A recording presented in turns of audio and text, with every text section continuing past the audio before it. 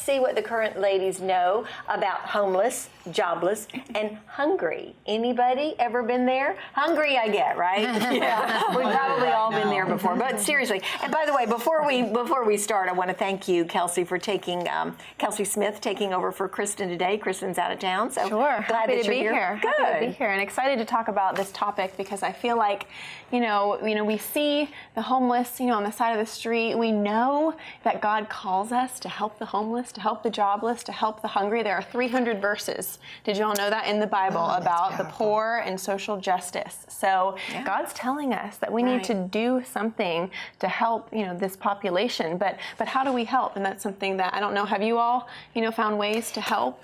I don't know if you know this, but my dad was homeless. At 14, he watched all of his family, and the last he saw his brother scalded to death in a burning hot tub of water, and his mother passed away, and his dad. So at 14, he lived on the streets till he was 17 years old, and he ate what the railroad workers would need. He'd go pick that up, and it was one man, a deacon at a church, that looked at his wife and he said, I believe that if I can get him to church, if God gets a hold of his life, he's going to do something with him. And that night, my dad went, and for the first time in his life, he got him there by telling him, we'll give you a bed and a meal. And he heard John 3:16, and it totally broke the curse off of our family. And so the power of one, the power of one person reaching out and being the hands and Jesus and feet of Christ, we can change a person's life. So are you a little more sensitive to that homeless person on the side of the street? Probably, because I know that's where I come from, and I realize that where they're at could just be momentarily. It's not a forever place. It's like we've all gone through tough times. I know Leanne was just sharing today while we were getting dressed. It was so encouraging, and I hope you share some of it today, just what God has brought you from, coming down from nothing and watching God build you back up. It's so powerful because it's hope. It's hope to all of us that where we are is not a destination. We're on a journey, and we can make it, but we got to do some things about it, you know? I love to say, there we go, but for the grace of God. We're all just one or two bad decisions away from a lot of destruction in our life, whether that, I think some people, I think a lot of the homelessness, I was the president of Second Harvest Food Bank and on the board for 8 years, and I really got to understand some of a lot of this, people have there's no choices, that they're making. It is often a medical issue that throws people into homelessness, families. And then there's also a lot of mental illness out there that has people on the streets. And so, but there we go. But for the grace of God, literally any of us could be in that position. And so we just have to be so willing to help. And so, looking for ways that we can make a difference, I think. One of the cool things my husband Jeff and I did a couple months back, we went to a marriage conference that Kirk Cameron hosted at our partner Calvary's, and one of the gentlemen that was there that was singing actually works with Food for the Hungry, and he talked about how he sponsored a flat child, and and this little girl right here, her name is Justine Jade, and that night Jeff and I were both moved to sponsor a child, and we didn't know who we were going to get. But God brought this sweet little girl in our family's life. And, what they do is they partner with organizations to help feed the hungry all across the globe. And we thought this was such a cool way for our children to get to know this little girl. They write her. We've already received our first letter from her. And the last words in the sentence that she wrote were, "Thank you for choosing me." And that impacted our hearts. So it's a $35 a month commitment, which is nothing. That's just going out and having a meal together. And we're going to bond with this little girl in the Philippines and just be able to enhance her life through her education and through helping feed her and give her clean drinking water. So it's a blessing. It's a Starbucks a week. Exactly. Starbucks a day. Wow. It's funny, my husband was telling me a story yesterday. We were cleaning up the garage, and he was telling me, he said, I just really, because we love to give. I mean, we just love that, to watch people's lives when you just can just touch them in a little way. And he said, I want us to do more. And he was telling me a story about this guy that was up in the line, like of a food place. And out of the blue, he just paid for the person behind him. And when the person went up there, he says, congratulations, it's your day. They just paid for all your stuff. And he's like, are you serious? Well, then he turned around and did it they said it went on for 2.5 hours. Oh, my I mean, I have chills even speaking it to you because it's the power, again, of one person. One person, if we will stand up and do what's right and take care of our neighbor, take care of our friends, just reach out right where they're hurting. Sometimes it's a meal. sometimes it is just a prayer, Barbara, like you said. Sometimes it might be taking your clothes that you don't wear anymore and saying, here, could this bless you? It's the simple things. Sometimes I think we try to make it too big, that it's got to be some big. It's the simple. That's You know what I learned too, not too long ago, I was interviewing a couple of people who had been on the street, homeless, and I said, what's the best way that we can respond as the general public to you when you're on the street? And they said, you cannot believe how many people won't look us in the eye. They said, just look at us and smile if you can do that. You know how you are, you're at a stoplight, and there they come, they're walking, you're just kind of like looking the other way, or you don't know what to do. Well, now I honestly do. I make a real intentional effort to look at that person in the eye, to smile at that person. I might mouth, God bless you. I might, you know, like we did at Christmas time and had the homeless bags, I might give them the little bag that would just, dignity, though, I think is so important to give that person respect. I know that we served at OURM as one of our favorite Orlando Union Rescue Mission. We're partners with them here at Good Life 45, and you might want to share some of what we did with them because they were so precious. We did a glam night. You know, we ladies love to glam it up. We were just talking about sparkles. So, you know, and every girl likes to get sparkles and to get made up and to be on the stage and have a crown placed on her head. And so we were able to do that at the mission house, and just to see, you know, their faces light up, that they were special, you know, that they are children of God, you know, and that they need to be treated like that. So I think there are a lot of ways, a lot of, you know, partnerships that you can volunteer and serve and know that you're impacting one life at a time. I love that. I love that you said that because that's so important. We've partnered with our Union Rescue Mission as well as Second Harvest Food Bank. I think it's a great thing to be able to partner with organizations like that because they have the ability to be able to minister to so many more people. But being able to touch that one person, that one life, and be able to really bless them. And like you said, sometimes it's the simplest of things. Barbara, so many times we ride by and we won't look at people that are on the corner. You met my granddaughter at Christmas, Zaria. Zaria is like my accountability partner.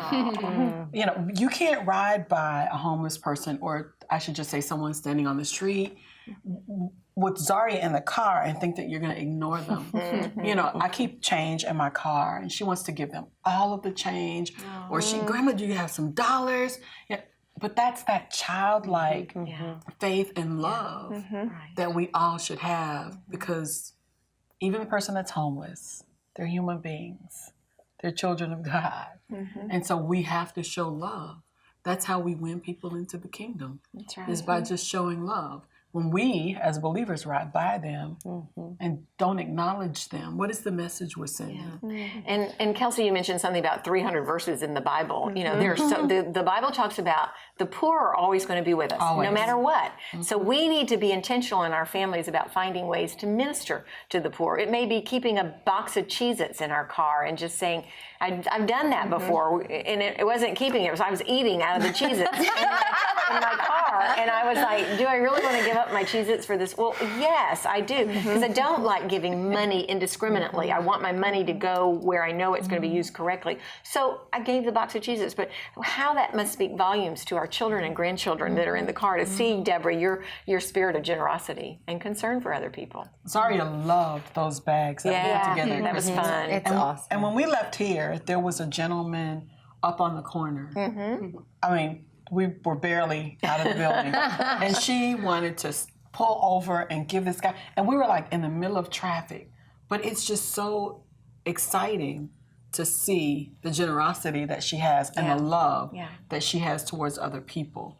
And it really encourages us to be, you know, more giving. Of course, we do a lot of different things at our church, but personally, I'm challenged on a regular basis to be able to give to someone that is less fortunate than myself. And I know how important that is because I've been through quite a bit in my life as well, particularly as a single mom. And we talk about that quite a bit.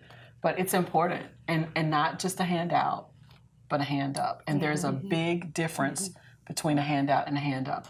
A hand up literally can help somebody to get to that next place in their life versus just a hand out that just sustains them right where they are. So, what does the Bible have to say? Did y'all bring any verses? I did. Luke 14 says, But when you give a feast, invite the poor, the crippled, the lame, the blind, and you will be blessed because they cannot repay you. For you will be repaid at the resurrection of the just. It's so important to remember to invite people to your table that are less fortunate, and not be discriminative about it. So hungry, jobless, homeless, all of those are areas that we need to be about helping and doing what we can do. Did you have a verse? I do. I have a small one from Matthew, and it says, so the last will be first and the first will be last. I love what your sweet girl said to you all about, thank you for choosing me. Who are we? God chose us. God also chose the homeless person on the street. He's chosen all of us. So we need to that much more, be ready to give back and love on them. We're so blessed, and I'm so thankful for the gifts that we have. We need to know that those people are also daughters and sons of the King, and they also need that same kind of love. And I think of that scripture, that when we've done it unto the least of these, we've done it unto him. And sometimes this is going to sound weird, but sometimes when we go and you maybe reach out and we do a little something for them, I think to myself, could that have been an angel when God was just seeing how my heart was? Was I tender towards him?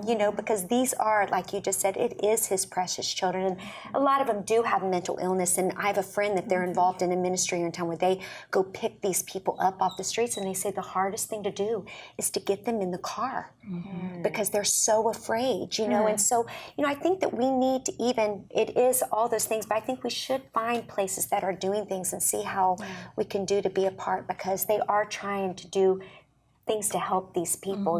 It is a sad thing. It really is. Well, and I think the face of homelessness looks a little different than it did many, many years ago. Now the homeless person could be really someone who has lived like all of us have lived. Right. And they've lost a job because they say if you don't have a certain amount of savings, and if you don't have, if you have a lot of debt, and that we're all 2 or 3 months away from being in dire straits. And so knowing that, as my children, I have a grandchild in public school, all of us either do or have had that to realize that these kids that are getting free lunches are needing free breakfasts. They might need free dinners. And what can we do? What can we do about these kids that our children and our grandchildren are in contact with every day? What have you all done? I heard a great story the other day on the news where a lady found out her son came home. He was like, "Mama, can you please pack another lunch for my friend Billy or whoever?" And so she's like, "Absolutely," and because he would always want something from the boys' lunchbox, and so he kept bringing lunches. And finally, she went to the head of the school board and said, "Can I see,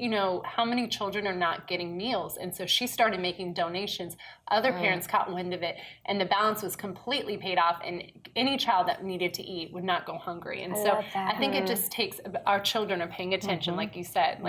Your granddaughter saw that. So if we come together, I think that we can fill that deficit and that need just right in our community. A lot of the public schools, I don't know whether they still have them, but I know for a while they had the love pantries. Yeah, they do. And so they had these areas in their schools that were stocked with canned goods and items that the kids could take and take home. But even with that, it's difficult because it's embarrassing for those children. Exactly. They don't want the other children to necessarily know that that they're food in that is situation. Heavy. I actually, at Lake Silver, where my son was for a while, we sent home food on the weekends. It was heavy bags, and these kids are having to lug it on a bus, and it's hard. Well, I think we can do our part, but we also need, a big part of what we need to be doing is educating our children and our grandchildren to see that kid who's carrying that heavy backpack of canned goods, and to just let them be aware that there are people out there just like all of us who are homeless, jobless, and hungry. So current ladies, thank you so much for what you're already doing and the way that you're educating your children and grandchildren. And grandchildren. Thank you, Deborah. Thank you, Deborah. We're the old ladies. That's right. I'll put myself in that category. I'm not putting you there.